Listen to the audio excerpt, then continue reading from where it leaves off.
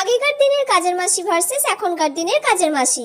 আগেকার দিনের বৌদি, আমার সারা ঘর ঝাড় দেওয়া হয়ে গেছে, ওই ঘরটা দিয়ে দিয়েছি আর সব নতুন ঘরগুলোও ঝাড় দিয়ে দিয়েছি। ঠিক আছে, তুই রান্নাঘর থেকে খাবার নিয়ে নে। আচ্ছা ঠিক আছে, আমি রান্নাঘর থেকে খাবার নিয়ে নিচ্ছি। বৌদি, এ মাসে আর 100 টাকা একটু বেশি দেবে, কারণ ছেলে মেয়েগুলোর পুজোর জামা কিনতে হবে তো একটু চাপ পড়েছে। বাবা, 100 টাকা?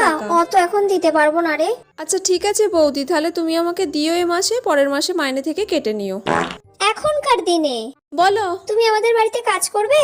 আমার মাসে 4000 টাকা লাগবে। ঘর ঝাড় দেবো আর বাসন মাজবো। আর ঘর মুছবে না? না না, ঘর মুছবে আবার কে?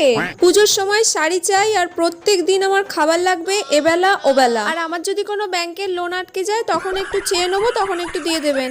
এগুলো যদি সব মেনে নেন তাহলে আমি কাজ করতে রাজি আছি, না হলে নয়। আপনি যদি রাজি থাকেন তাহলে বলুন, না হলে আপনার পরে যে আছে আমি তার কাছে চলে যাব। না না, ঠিক আছে, আমি রাজি। আচ্ছা ঠিক আছে বৌদি, তাহলে কাল থেকে আসবো আমি।